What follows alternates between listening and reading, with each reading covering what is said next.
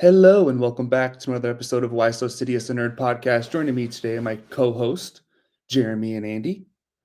And we are bringing you another edition of Week in Geek live on YouTube. And this is our second episode of our doubleheader today. Andy and Dave were here this morning reviewing the Marvel Zombies show. So if you have watched that, please go check it out. And then we have our Stranger Things recap of seasons 1 through 4, getting ready for volume 5, which does drop this Wednesday, the 26th, the first 4 episodes. We will be covering that as a whole once we get through that big, long, 5-hour plus first edition there. And don't forget to check us out on social media at Why So Sidious Pod, Instagram, TikTok, X, YouTube. You know, we're more active on Instagram these days and always active on TikTok. So please go check us out. Let's get into the news. So we did have a Knives Out Wake Up Dead Man trailer for the third installment in this series. Andy, are you a Knives Out fan? Ryan, are you a Ryan Johnson fan? I don't mind Rian Johnson, to be fair, but I'm not the biggest Knives Out fan, to be honest. This genre isn't something that sits at the top of my list of things that get me excited. But the first films weren't the worst I've seen. It just doesn't get me like super excited, if I'm honest. It's a great cast though. For all the films. I mean, even this one, just looking at there, you can see the names on that list are pretty damn good, to be fair. So it's good to see an ensemble cast. I'll still definitely watch it. Yeah, same. Well, actually, I really did like the first Knives Out. So the second one didn't quite capture that same magic, in my opinion. Like the way he deduced all of his detective work, I thought was way better written in the first one. And the second one was kind of a rinse and repeat in a way. Love the first one, but yeah, Glass Onion didn't really work. So not super excited about this one. The trailer, didn't really do much. I kind of expect another Glass Onion in a different time set.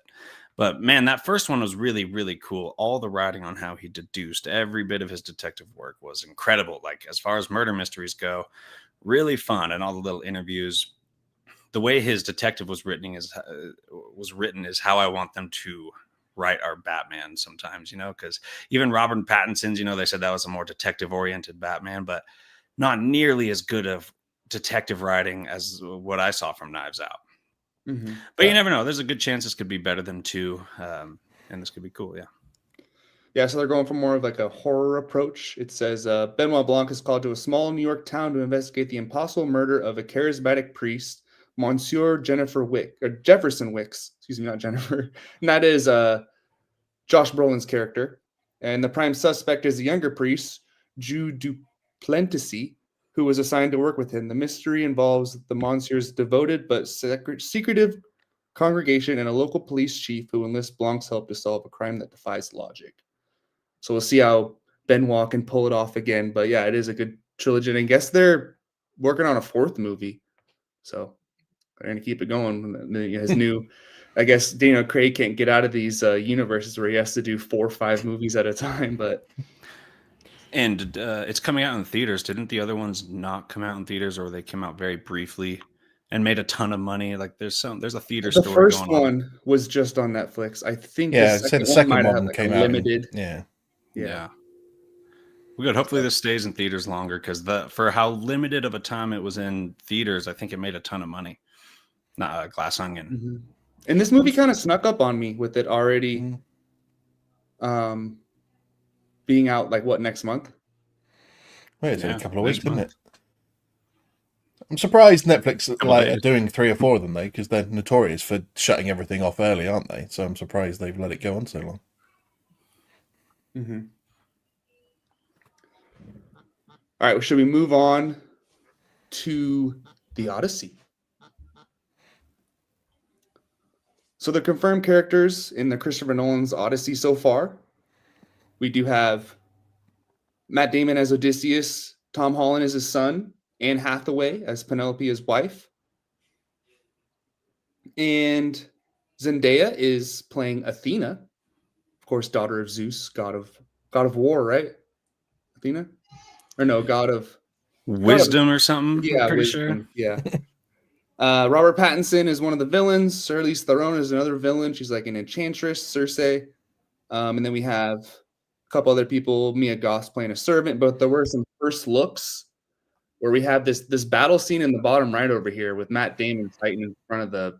I'm sure there weren't special effects. I'm sure they were setting off real explosions and fires in the background. So more things keep coming out about this movie, and now they're saying that during Avatar: Fire and Ash, they will release the prologue instead of a trailer. So, are we excited for this?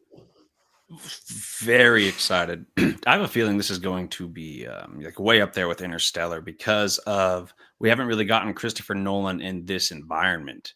Like we've had him in space, we've had a lot of different Christopher Nolan, but like this mythical, old story like the Odyssey. That sounds like you can really get epic Christopher Nolan at his best with this. So how familiar are you guys with the details of the Odyssey story? Like I know the general premise of the Odyssey, but isn't there a lot of mythical beasts and stuff involved in this too, or is it grounded? No, it says the prologue ends with Cyclops, so there will be monsters. So yeah, you're really giving Christopher Nolan a chance to shine in a way we haven't seen it before. I think it's going to be good.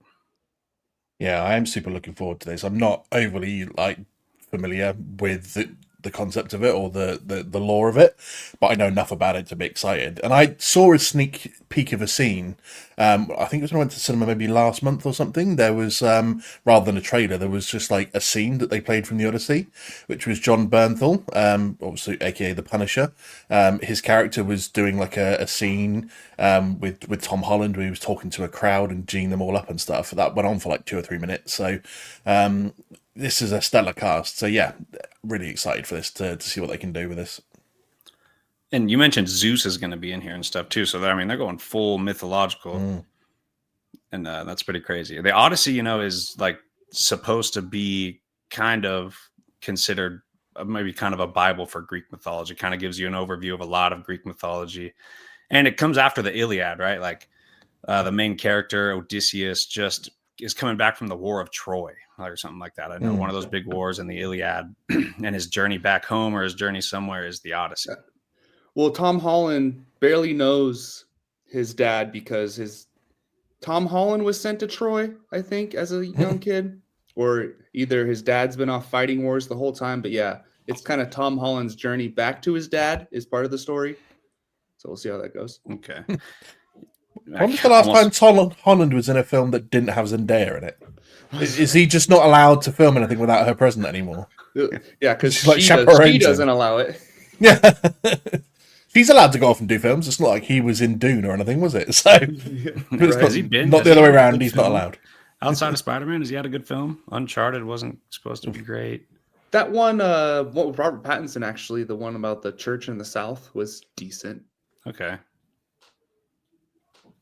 But yeah, Uncharted, it was fun, but kind of dumb. Yeah, it wasn't anything special, was it? Moving on, House of the Dragon has already been renewed for season 4, releasing in 2028, which might not be the final season anymore, is what the Ryan Condrell was saying. So it was supposed to be, 4 seasons and then over, so they might extend it to 5, which I'm not super thrilled about because with how season 3 went, where the best episode was halfway through, and then the finale was kind of a letdown. Season 2, right? The season 2, sorry, not season 3 is about to come out next year. Season 2, yeah. The end of season 2 wasn't as good as season 1, and it felt like they were dragging it out.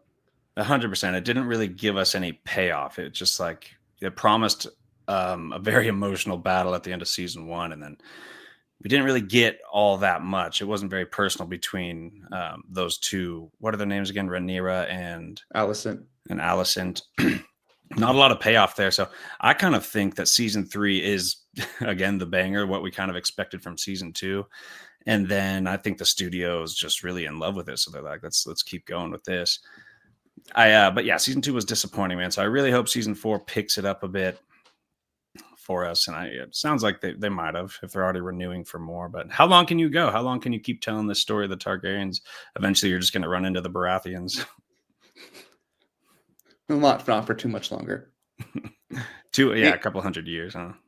Andrew, you a fan of House of the Dragon? Oh yeah, HBO. That's right.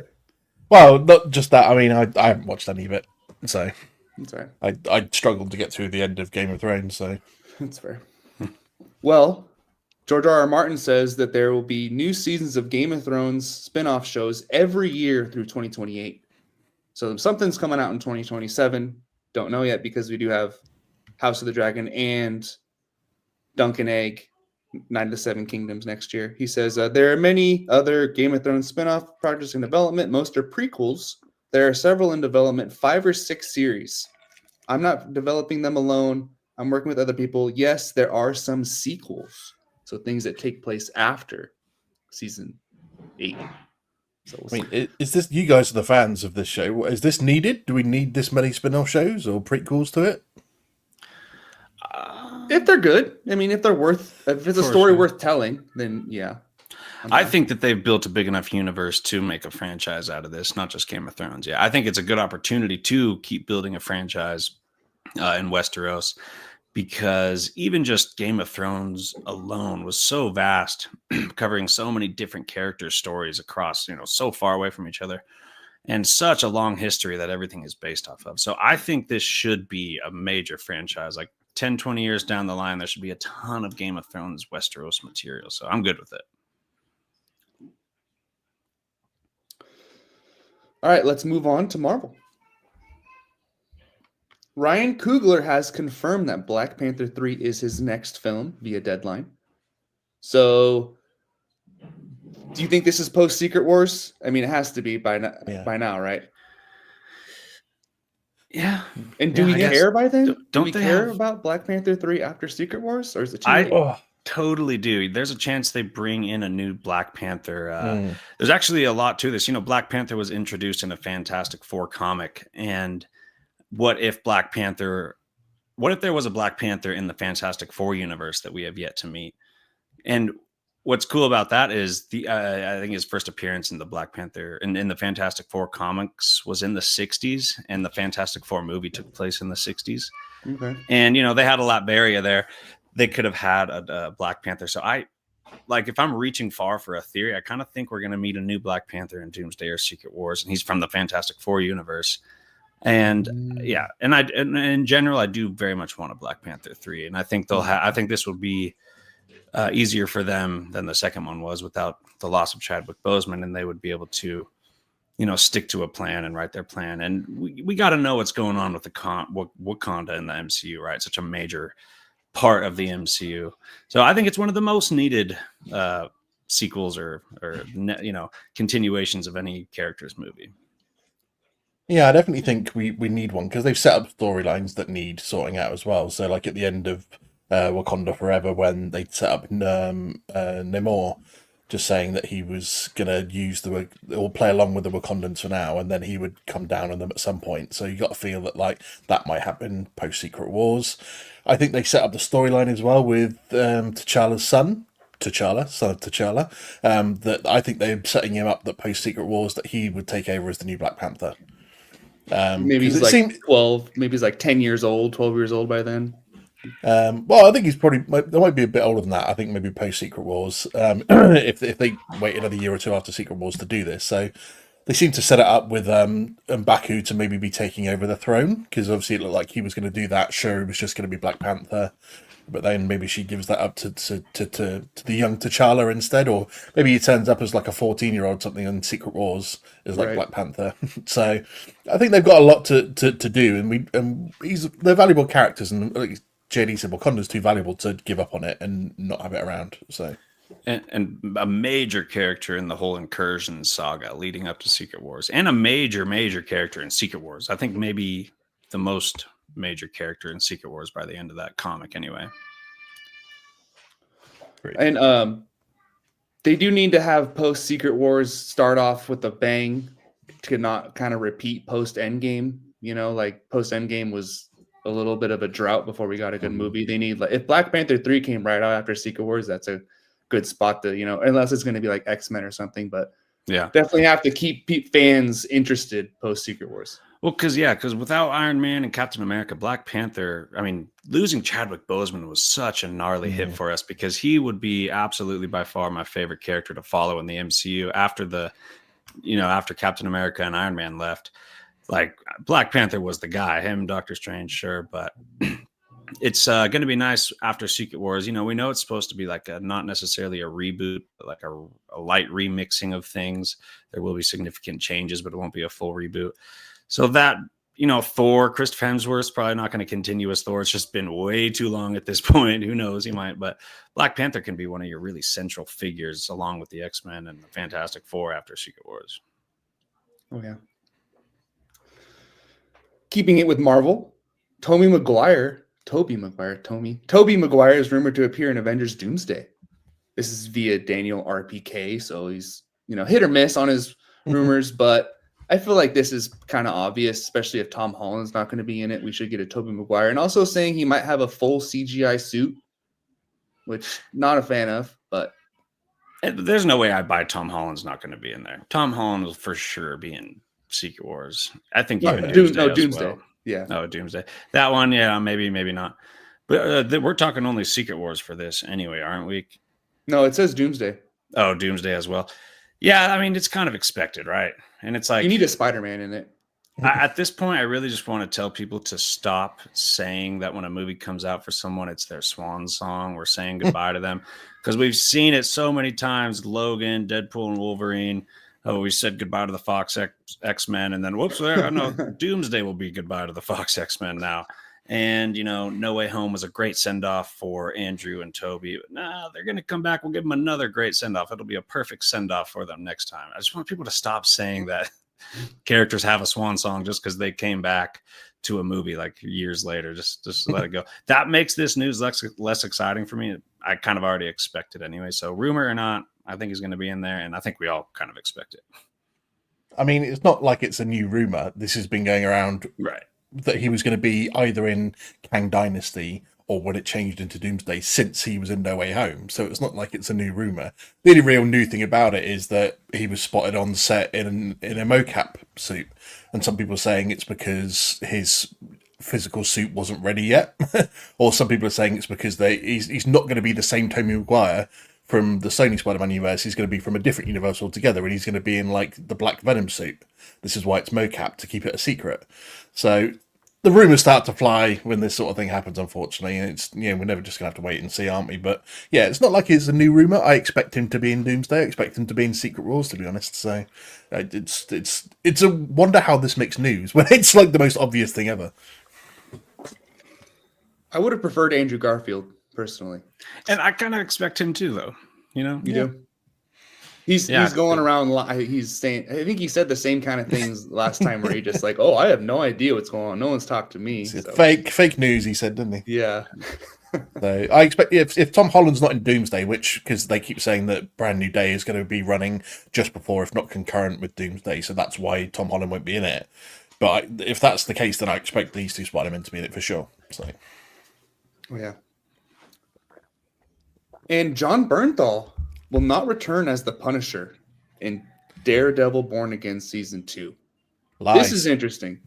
Lies, right? Do we think the Punisher special that's coming out could interact with the Daredevil Season 2 storyline? Maybe there's a reason why he's not in it, or are they lying? I mean, the special is rumoured to be obviously what happens between Season 1 and 2 of Born Again when he's escaped Fisk's little mini prison, isn't it? Right. So that could account, obviously, for what it. But there were reports months ago that he'd already been filming scenes for Season 2 of Born Again. He'd been seen on set doing stuff. So how they then... This was why I was surprised when I saw this week. I'm like, from what we've been told, he's already done scenes. He's already going to be in it. That he was already confirmed to be in it. So the fact that no one else they've not come out and denied it or said he is in it, either way, it just shows to me he's probably going to be in it somehow. I don't see him not at least having a cameo in Season 2, if not playing... Because some people even said he was going to play a bigger role in Season 2 than he did in Season 1, because he was going to be helping out the new Defenders. So I just don't see how he isn't in Season 2. And if he isn't, I don't care if... Obviously, you guys know how much I love the Punisher. That's why I get riled up about it. Like, we've got his special coming, that's all well and good. But if he's not in Season 2, I would be extremely pissed off. Yeah, it seems like he was really close to the conflict in Daredevil. Like, the conflict that is building to Season 2. It seemed like he was right in the middle of all that. So it is kind of strange. I could totally see his special being...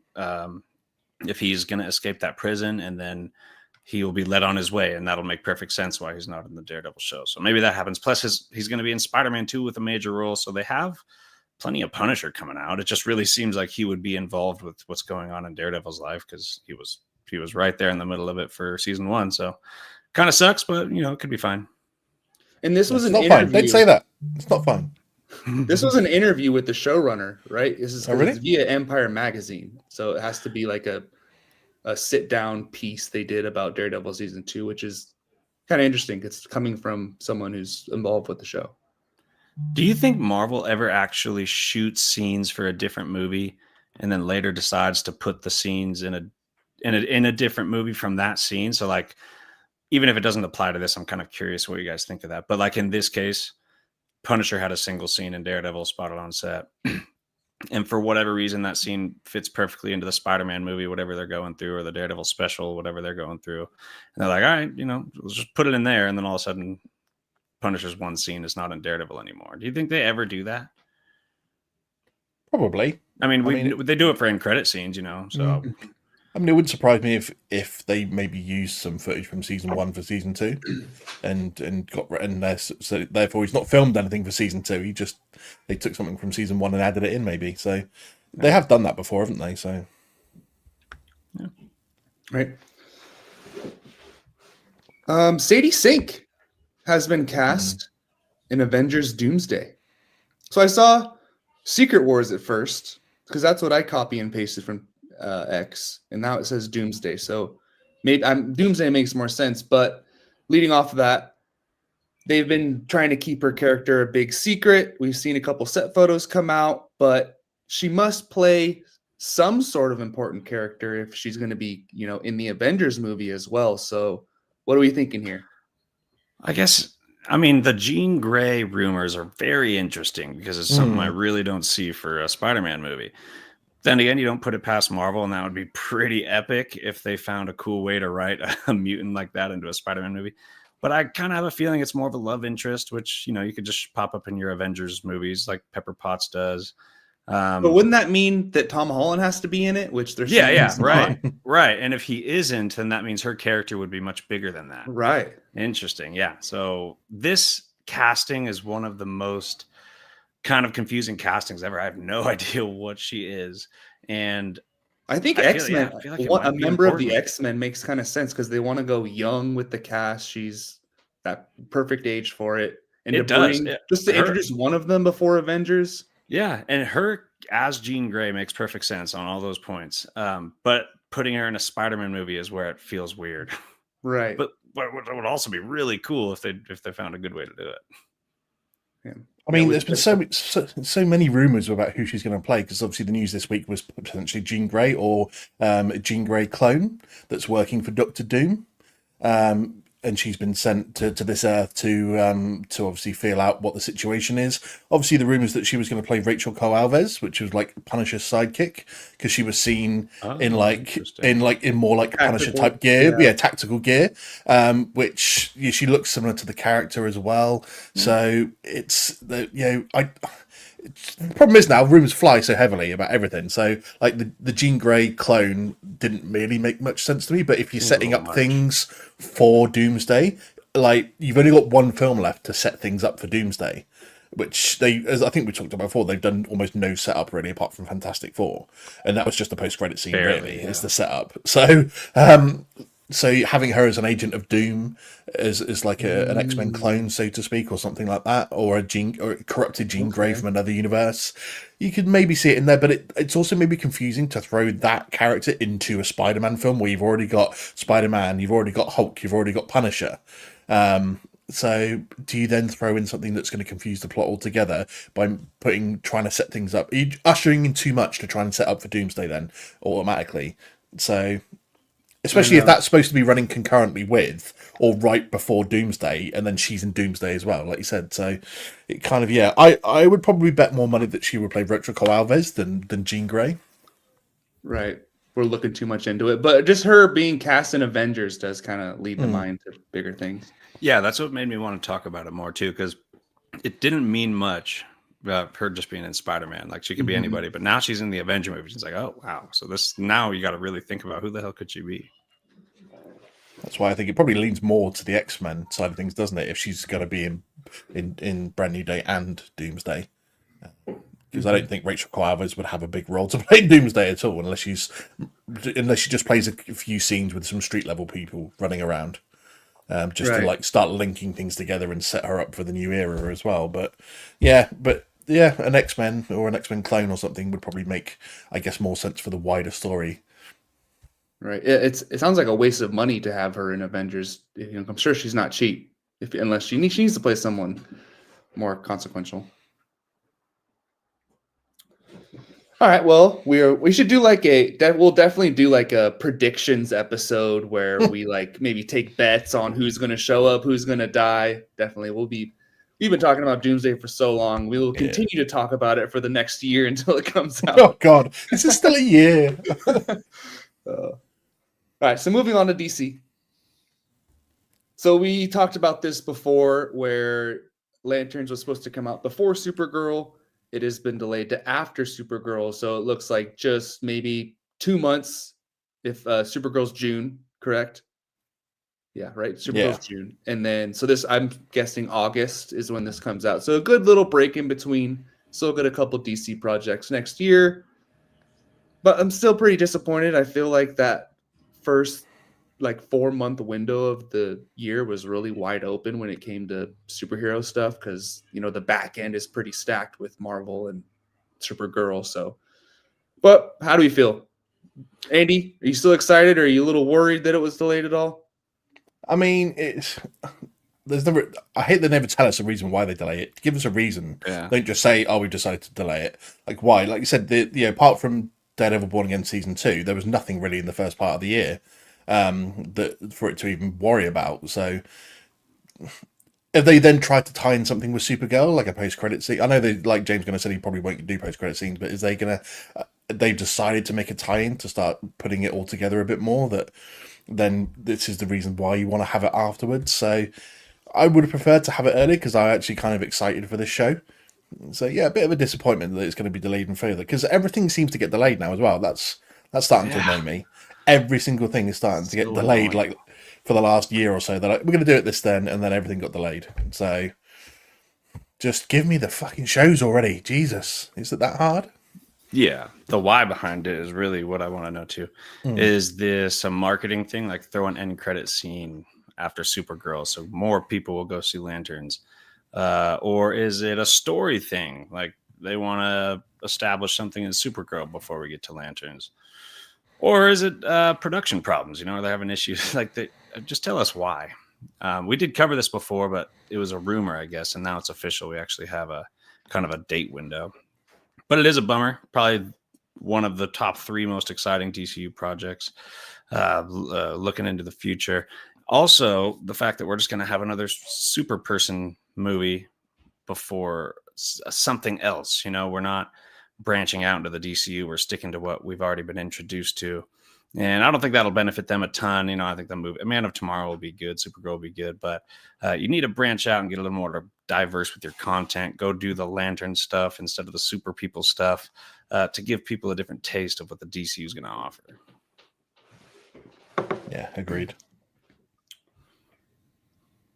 Let's do a little Star Wars. So, you can take that picture down. I did add a couple things today and I forgot. Sorry.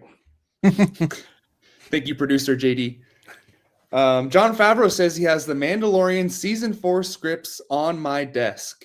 We're planning on doing a 4th season. I actually had written all of that.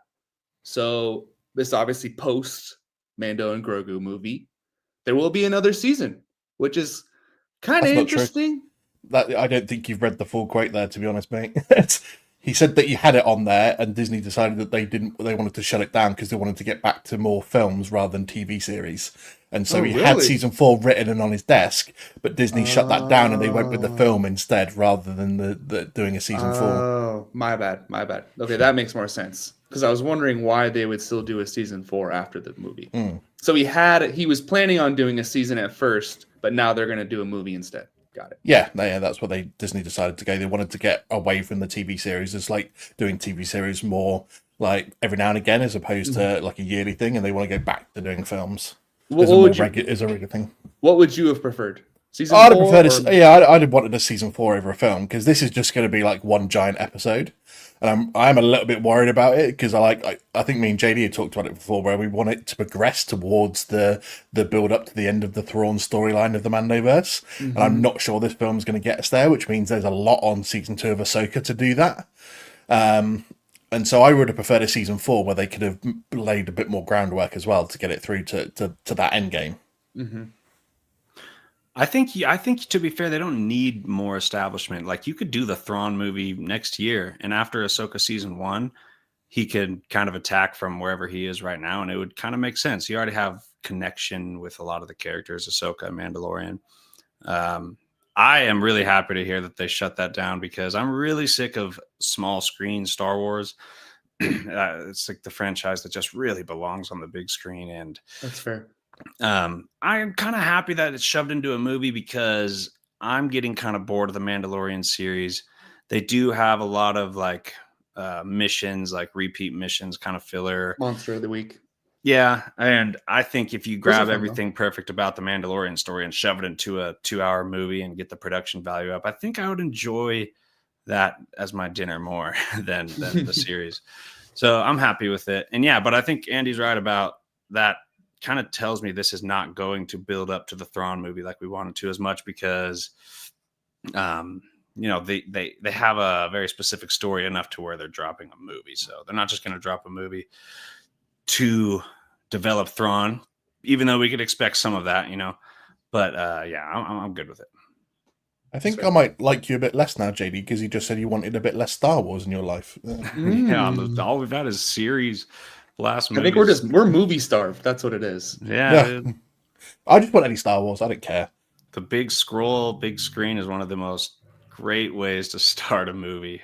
And it's also, who would have predicted that Mandalorian and Grogu would be our first movie after Rise of Skywalker?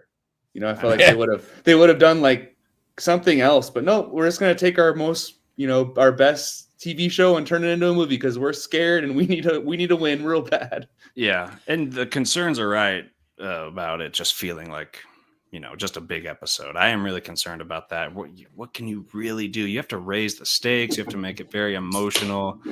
But what is it? Someone's going to be after Grogu, and you're going to have to stop him, or someone's going to go try to kill a bunch of people, and you got to stop him, or someone's going to try to take over the galaxy, and you got to stop him. Like, what are they going to do to make this worth of a movie? What about the biggest bounty he's ever gotten before? Yeah, $5 billion. Thrawn's got to be in it, right, guys? We need Thrawn. Yes, at least an appearance. Yeah, you just need to he didn't need anything to be major in it. Like I think just a couple of scenes here, there. Or Thrawn's underlings. I said that they need the Dark Council in it from season 3 of Mandalorian. They need to bring that back in and just show, because I think this is going to show. Apparently, there's going to be quite a fair bit of Zeb in this film. So, like the New Republic, I think they're going to show a lot of the frailties of the New Republic here, dealing with the remnants of what's left of the Imperial forces. And the Dark Council showing that underhand would be a perfect way to do it. And they obviously, the New Republic, use Mando and Zeb to go and sort all that out for them, or get a handle on it anyway, in the Outer Rim. So I think that's going to be the main story, I reckon. I wish they would play Thrawn as the big bad of this still, though. Like, whatever's going on that they need to fix goes up to Thrawn. Or, oh, yeah, definitely. Yeah. It'd be cool if he cloned like a Jedi and had like a dark Jedi that became the villain of this Mando Grogu story. And whatever he's doing, they have to stop him from accomplishing whatever tasks Thrawn wants him to.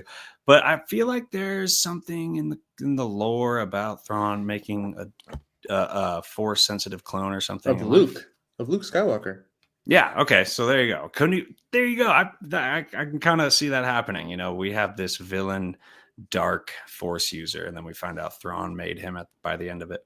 But then you need Ahsoka to come in to battle that guy, and then it becomes an Ahsoka movie. Or Grogu is getting into powers, and they could tactically avoid him and I guess and save death. He doesn't die at the end, and you save him for that last Avengers style movie, but yeah, a little too powerful. I mean, the guy can barely do anything still. I mean, that always gets me about Grogu. He's 50 years at the Jedi Temple. He's apparently had several masters, and he can still do fuck all. Like, what's he been doing? He's such a lazy little bastard. He's Like, hungry.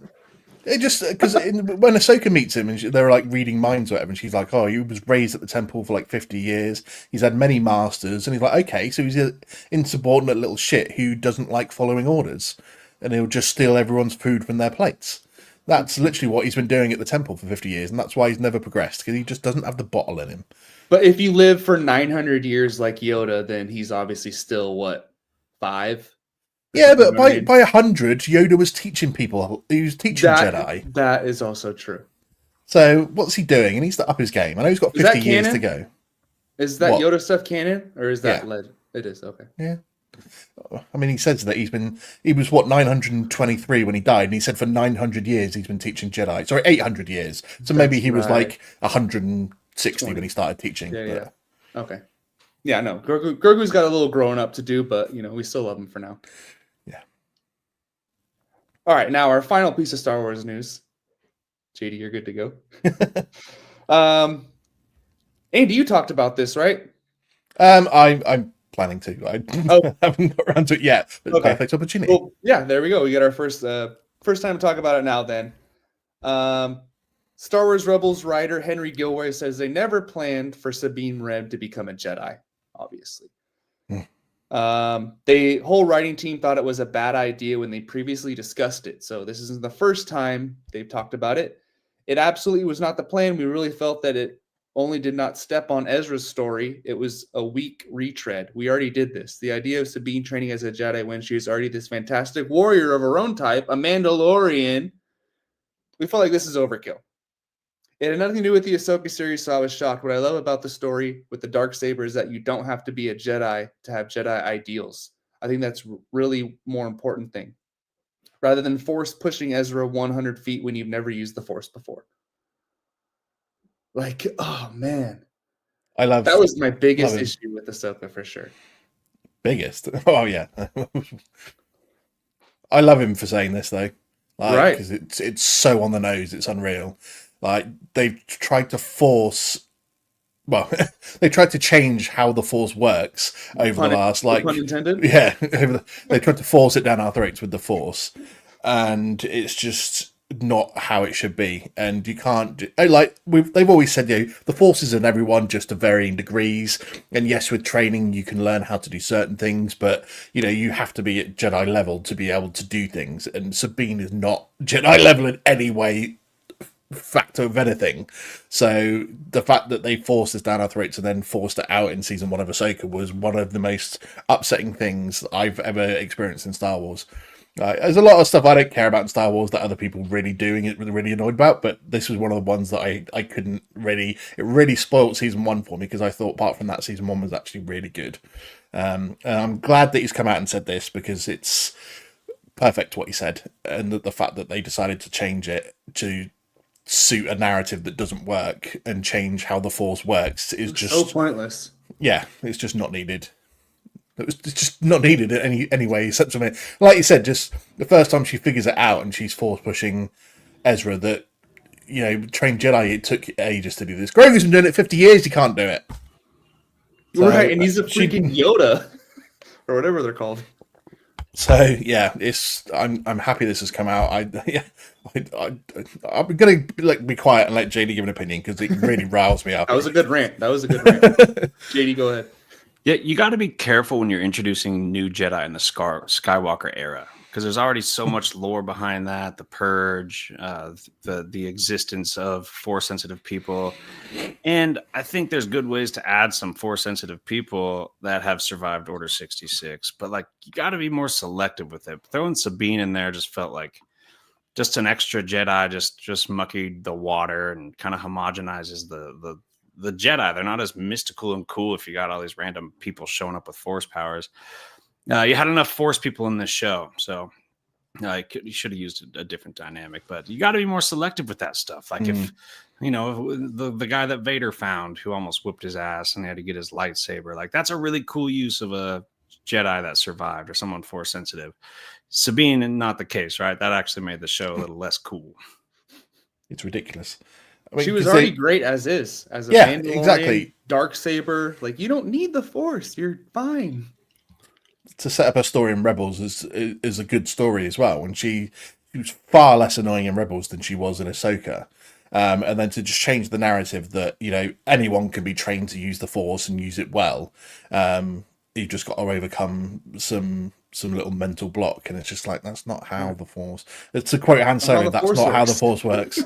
So it's just. And I've only seen Rebels once all the way through, and I've gone back and watched a couple of my favorite episodes multiple times, but there's no like hints of her being Force sensitive, right? Zero. Not even close. Never. They never even touch it.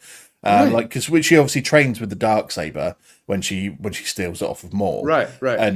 And obviously, Kanan trains her to let go of her anger or to embrace it anyway, to get past it and become one with the Darksaber, because, you know, it's one of those weird sabers that you need to sort of connect with it in a way for it to feel lighter and not heavy, which is what they touched on in Mando as well, with Mando using it. And that's all well and good, because it's a connection that you can still feel, because, as they say, everyone has a bit of the Force inside them.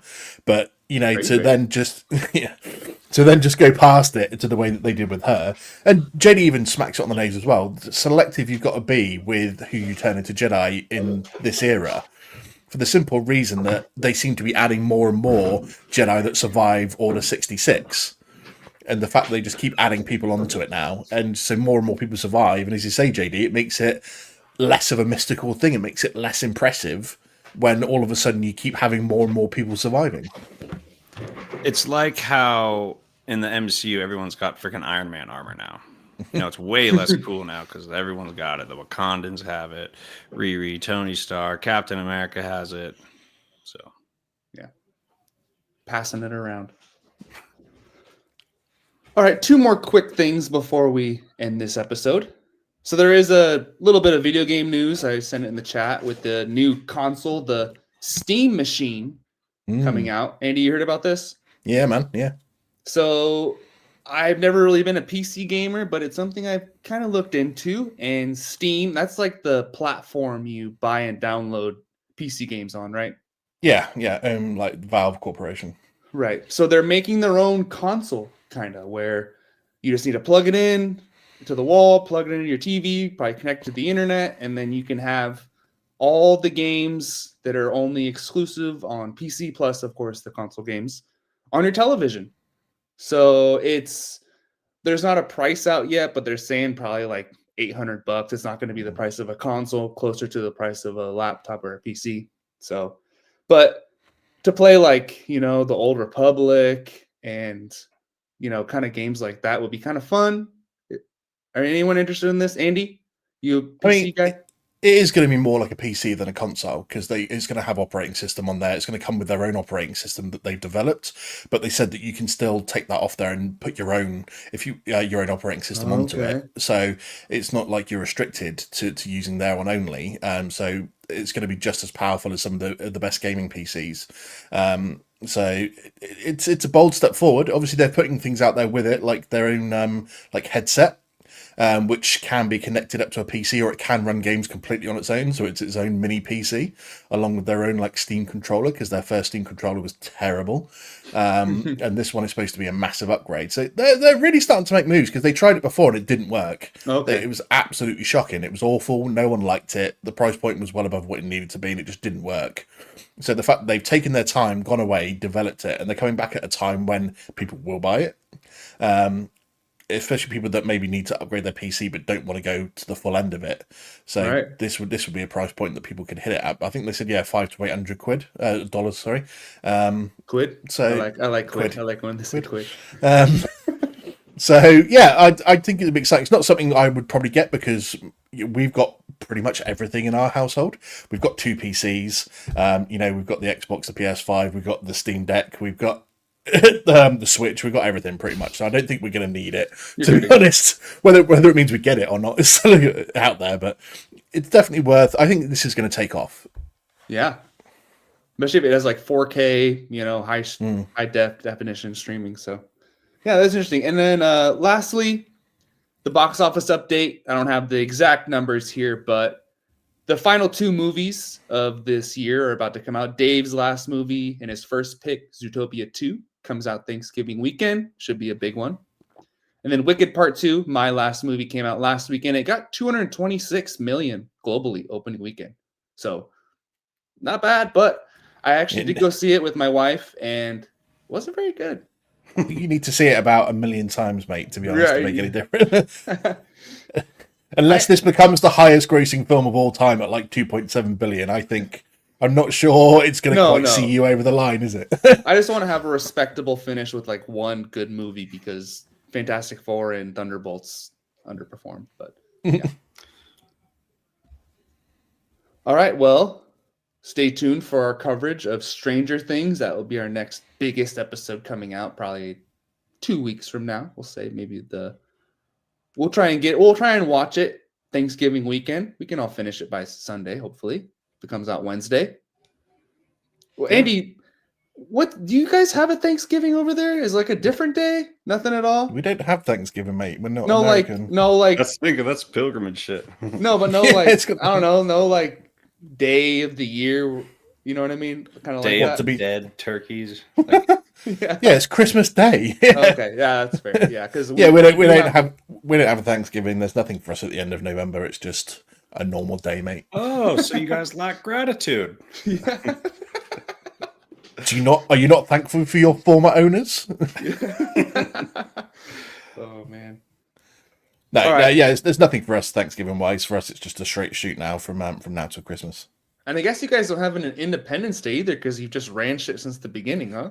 I mean, there's lots of Independence Days from us, but yeah, we've never needed. Like I mean, people always say, like, I speak to some Americans every now and again over here, and they're like, "Do you guys not celebrate July 4th?" I'm like, July 4th is just a Tuesday to us. Right.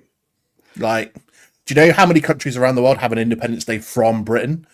Like, there must be like 2 or 3 a week for the entire year, and we just don't care. So You're telling me every country wasn't founded on July 4th? Yeah. I think, if I remember off the top of my head, I think there was something like only 23 countries in the world have not been under British rule at some point in their history. So that just shows you how good we are, and you should be really asking for us to be back in control. Master. Not that I'm trying to Thank start you. World War III or anything. It's fine. We'd be on the same team. Don't worry. But a little island did own about 90% of the world one time. Yeah. That's crazy. Yes, imperialism. We are the best. Yeah. All right. Well, we got a little history in there at the end of this Week in Geek episode. Thank you for joining us, and we will see you next time on Why So Sidious, a Nerd Podcast.